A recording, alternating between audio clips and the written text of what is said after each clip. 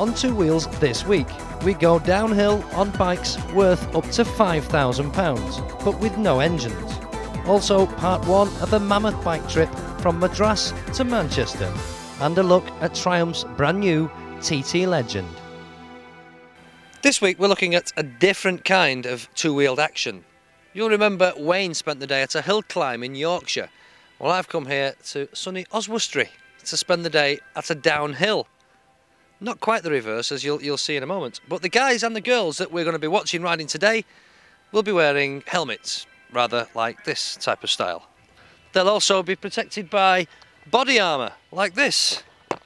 And they'll be wearing a vast array of multicoloured outfits all over the place. They'll be riding machines made by people such as Cannondale, GT, Giant. Never heard of them, have you?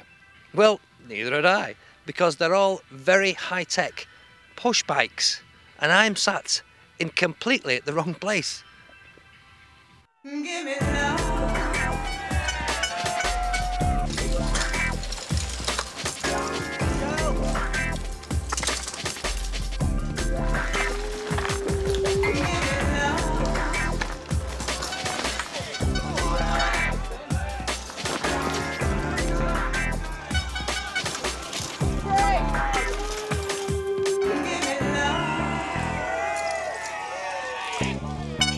So if you haven't already worked it out, this is downhill mountain biking, as far as I can see. And this is the man whose fault it is we're all here today, Matt Bates. Matt, downhill mountain biking, tell me, it looks mad. What's it all about?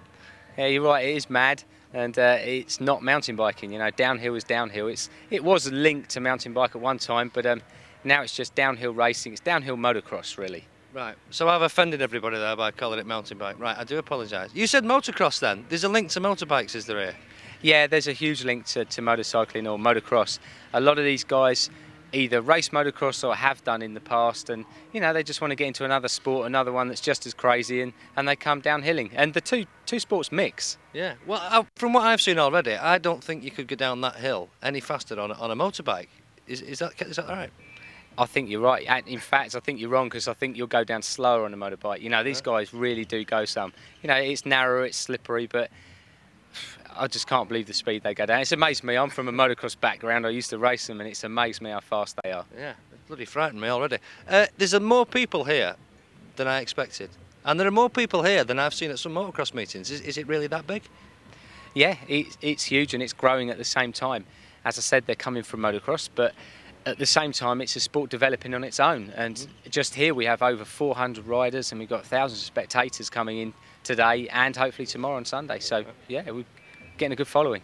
Well, about this particular event, this is the first of this particular event. So what's the event? Well, the event's called the Gold Run, but basically what we tried to do is put an event on that was more than just a race. You know, loads of things going on, bungee jumping and all that sort of thing, and discoing and partying and all of that, and have some real decent prize money for the top riders. Yeah. You know, so catering for them too. Ride's ready, pedals ready, go, go, go. Look at this for a fantastic piece of engineering. That's all I can describe it as, really. A bit different to my old rally chopper. Chris Porter here from Mountain Biker International, editor of, eh? Hey, yeah, definitely. We don't talk to any old riff-raff on this. Chris, these are a work of art. But tell me about the gizmos on it. It's got lots of tricky bits. Yeah, downhill mountain biking does test the bike to the limit. Pretty much bikes have come on a lot in the last 2 years, from 3 inches travel if you were lucky and could afford it, to a lot of bikes now being 8-inch travel capable. Oh. This Intense is adjustable from 6 inches to 8.5 inches travel, and the forks I'm running here, the Mr. Dirts, are adjustable from 6-inch to 8-inch too. Some motorbikes don't have that, isn't it? That's right. I mean, Jeremy McGrath in this year's Supercross has been shortening his down to 10-inch, and there's some World Cup riders that are running 10-inch downhill mountain bike. So it really has come on a lot in the last couple of years, and with that the speed too. But the machines themselves have been born out of necessity. When you're downhill mountain biking, you don't need a glut of gears, so you use the one chainring at the front. The defining factor of the downhill mountain bike is the single chainring with the chain device. You can't get the chain off no matter how you try. Well, you hope you can. What about something else I noticed straight away on these things is the brakes. disc brakes. Yeah, oh yeah. I mean, they are push bikes when all said and done. But you are popping along at a fair old lick. I mean, there are some courses at Sierra Nevada a couple of weeks ago on the World Cup circuit. The average speed was nearly 40 miles an hour. That was the average speed. So you do need good brakes. Impressive stuff. I've got to ask you, Chris, I've looked around some of the trade stands there, and the prices frighten me. I could buy a motorbike for the price of some of the forks. You could buy a motorbike, but you wouldn't get it down the hill as quick. I know that. But go on, prices. The prices, I mean, you'd be looking at, for a set of the Hope brakes, which are pretty much the best going, you're probably looking at a good 600 quid before you've built the wheels for them. The forks here, 1,200 quid.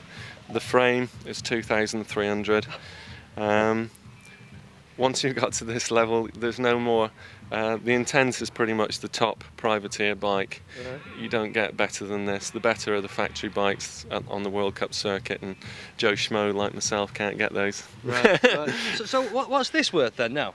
This, to build up this, would probably cost you $5,000 to $5,500 grand. A question I've got to ask you, because I know you were into motorbikes. You used to work for a very well-known motorbike magazine. Would you swap this for a motorbike? No, I've got both. Why not? You've got both, right. Yeah, which is the most fun downhill? This. Go!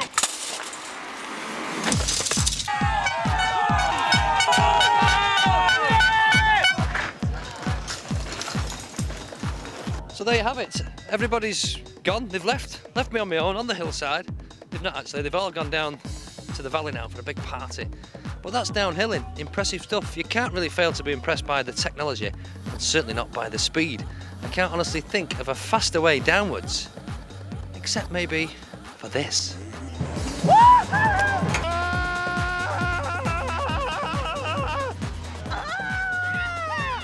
The bungee jumping went on into the evening, and as the darkness fell, the crowd were treated to a floodlit motocross jump competition. We need to keep that mighty. 5 top riders, Matt Bates, James Paynton, Neil Prince, Jeff Perrott and Paul Cooper, displayed their jumping prowess, and they were judged by the crowd clapometer.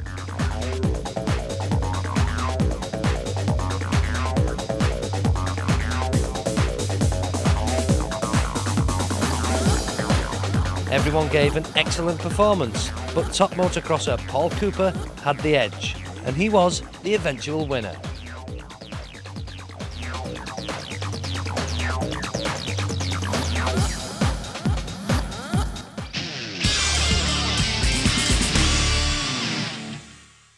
Not everybody buys a bike with the intention of covering thousands and thousands of miles in one trip, but if you did, you might buy something like this, a BMW with fitted panniers. You can get all your bits and pieces in there.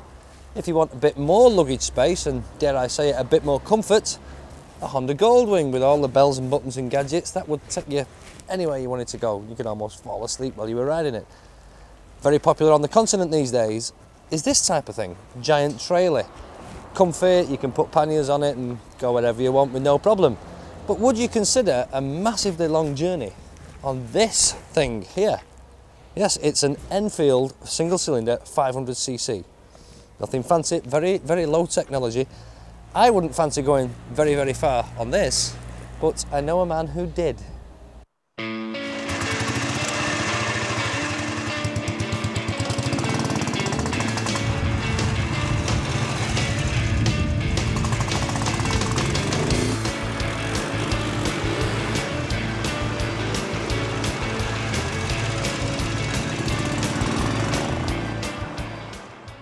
And here is that man, Robert Ashworth. Robert, where did you go on this? Well, basically I flew over to India and went from Madras to Manchester. And my route took me through, well, India, Pakistan, Afghanistan, Iran, and basically all the way back through Europe. Great, I think you're completely mad, I have to say, but why, I mean, could you not have just gone around the Lake District or somewhere? Why did you have to go all that way? Well, mainly because I found a diary of my great-grandfather's from 1902. And basically he was a textiles man and went out to India to buy things. And looking at this diary, and he went through India and Pakistan, Iran, and I thought, well, I'd love to follow his route back. So I did. Right, well, about the bike, it's not exactly high-tech, and there are, as you are no doubt aware, much more capable touring machines than this. So why an Enfield? Well, you say I might be aware, but I mean, at the time I knew nothing about bikes, and basically one bike was the same as the other to me. I didn't have a driving licence, never driven a bike before, and I thought, well, I want to do this as authentic as possible.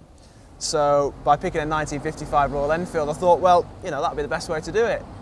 I was wrong, you know, it was a hell of a journey. I mean, it was exciting, it was dangerous, the bike broke down loads, we saw some fantastic things. I mean, really almost too much to put into words, but I did film it all.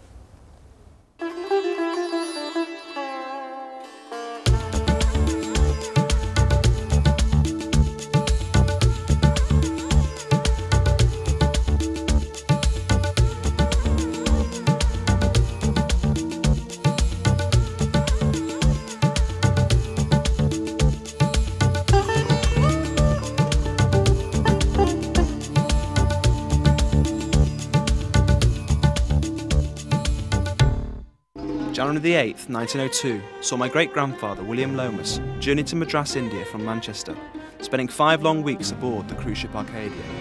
Almost a century on, I chose a train, not a ship, to find Madras, and decided to pursue the return route by vintage motorcycle. The dealer, Mohammed Arthur Daly, was quite adamant on a guided tour around his showroom. Only one careful owner, full service history, and never been raced or rallied. The Royal Enfield was a snip at just £1,000 English. A free Hindu blessing by fire and coconut water was thrown in for good measure. The first problem, though, was getting the 1955 machine started. Sometimes it's quite difficult, really. With 1 day's driving experience, dubious insurance and a meaningless Indian driving licence, I was expecting the 23,000-mile route to be tough. But with youthful exuberance, I left Madras with my Spanish girlfriend Nuria for what we thought would be the last time. We soon had our first experience of the dangers of the Indian road network and the frequent casualties that litter the highway. This one happened just minutes before we arrived, but made little impression on the other drivers. Our first destination was Hampi, the seat of Hanuman the monkey god, in the state of Karnataka, about 200 miles from Madras. It was once the capital of one of the largest Hindu empires. Now a small town in an eerie landscape, it is a centre for meditation for Indian priests. I hope his concentration doesn't shake the rocks. Every year the residents of the town act the goat in Holi, the exuberant colour festival, where they throw large quantities of powdered paint over each other. The children get quite excited and exact their revenge cruelly.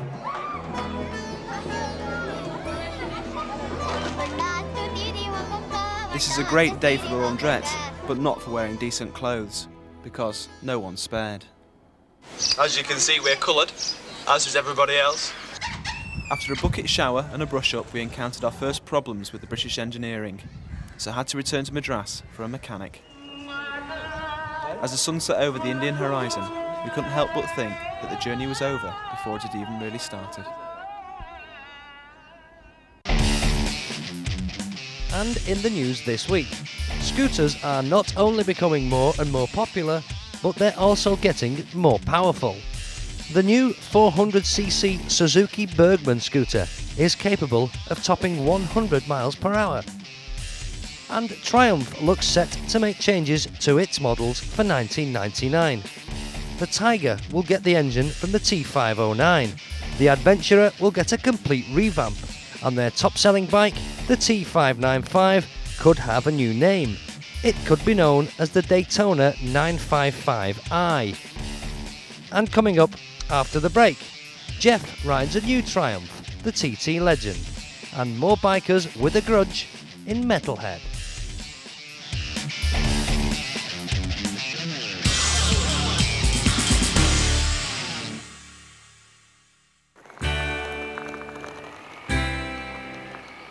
Triumph, a name to conjure with, a name of legends, or in this case a bike that could be said to be a legend in its own lifetime, the TT Legend. To be honest, cruiser style bikes are not my personal choice, but to be equally honest, this one has grown on me. no doubt helped by the burst of Californian-style sunshine and warm summer evenings we've had. Cruising along with the wind in my face through some of Warwickshire's leafy lanes took me back more years than I care to remember. But don't get the idea that this bike is retro and no-go. The 900cc triple engine is one of my all-time favourites, and coupled to its short stubby exhaust, it fits the Legend to a T, or perhaps I should say TT. Not only is it flexible and responsive, it's also got a terrific exhaust note.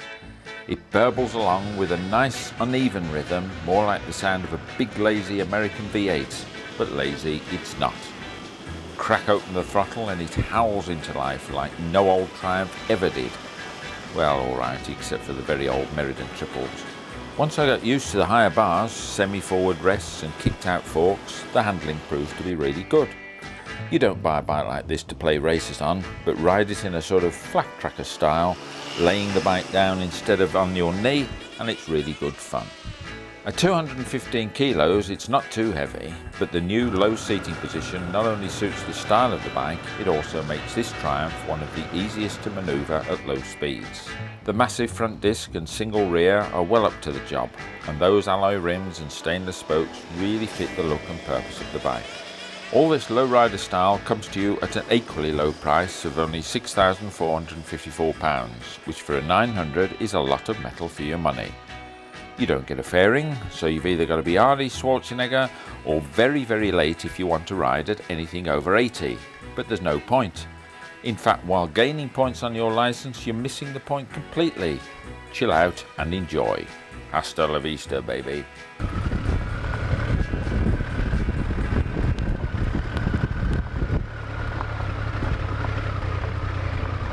What could be better than this, eh? A lovely bike, a lovely summer evening, nice bit of Warwickshire, you can't beat it. Listen to that silence. And this is Triumph's new TT Legend. Not TT as in Isle of Man, of course, but I'm sure you can tell that. But nevertheless, a Legend all the same. First off, look at these wheels, really nice. Alloy rims, stainless steel spokes, and the rims are extra wide so they can actually stretch the tyre out and give it a flatter profile, and it gives that chunky sort of cruiser look too. For the same reason they went for the single disc. It's a big disc, 320mm, and it's adequate for the bike, but it gives this sort of custom cruiser look, and it's, you know, the whole thing's very effective. Looks a bit retro, but it's also modern, mixes the two together. Coming slightly back, you got the good old faithful, an engine I love, the 900 triple, liquid cooled of course, nothing new there, but a really nice meaty lump, and it really suits this bike. One little bit I missed, the forks, if you look carefully at the forks, you can see they're actually kicked out more than normal. I did query with Triumph first off whether they'd actually altered the rake, but they haven't altered the rake, they've altered the trail, which means it's got different yokes on it, and it's pushed the front wheel further forward. So it's give that nice sort of long rider look. But perhaps the most distinctive thing of all is this seat, which I'm sure you can see here, which is a new one for Triumph, in that it's lower than normal, it's very slim there, and if we look over on the top, you can actually see that it's narrower than the normal Triumph seat. So if you're short in the leg, that seat is absolutely ideal for you. You've got a lower seat height, narrower so it doesn't spread your legs so much. It's really effective. Coming to the back of the bike, let's just show you this. Nothing spectacular about it, but again, wide alloy rim. Sorry it's a bit dusty, but it's been dusty weather lately. Short, stubby stainless steel spokes, big single disc again, and a very traditional looking hub. It almost looks like a hub brake at first, and I think that's what it's designed to do. Again, this sort of retro feel. Because the Legend part really isn't sort of a British thing. The TT in America was for flat track races, and I think this is where it picks up a lot of its cues from. It's pretty neat altogether. I'll tell you one thing that really gets me. No, in fact, there's two things.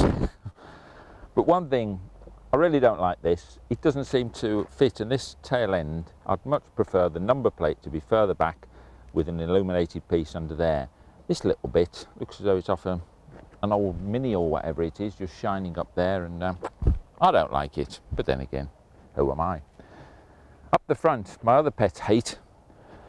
In all this bright weather, the indicator lights, they'll come out now, so it's not much good showing you, I don't suppose. No, there we are, they're nice and bright now, but you can see them flashing away there. Well, believe me, when you've got the sun behind you, you can't see a damn thing, and it's no fun, as you well know, driving along for miles with your indicators on. But overall, excuse our friendly train going past, overall, I actually like this bike, and don't always say that. You might sort of, with most bikes, think, yeah, that's not bad, but I've actually grown to like it. I think the weather's got a lot to do with it, and where we've been filming, and I thought, this is a pretty cool bike.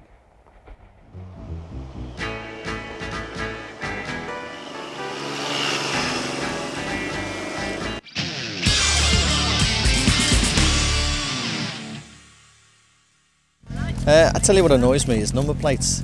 I mean, if you look at mine, I think it looks good on my style of bike, but if you look at some of the number plates, they're just too big for the type of bike, so that's what annoys me. I don't know why we can't have a louder exhaust on the bike, because I think it's a good safety feature, because people can hear you coming from a further distance away. That's my grudge. Yeah, the thing that annoys me most is when a pedestrian crosses a road when there's a zebra crossing just 20 yards away from them. It's crazy. They die. One of the things that annoys me about riding around the city is that there's a lot of drivers out there, they take their test, and for some reason, once they've taken their test, they forget to use their mirrors, they forget to look behind them, they indicate just as they're turning, once again without looking behind them. It's very easy to take a bike off the road like that. Yeah, what annoys me is you've got no parking concessions, you've got nothing like taxi drivers get things, other people, we get no parking concessions, anything like this at all. We get no help, we're second-class citizens in our own town.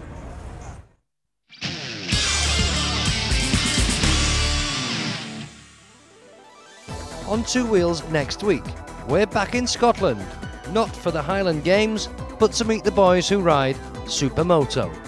And our intrepid Enfield explorer realises he's forgotten his waterproofs in Madras to Manchester.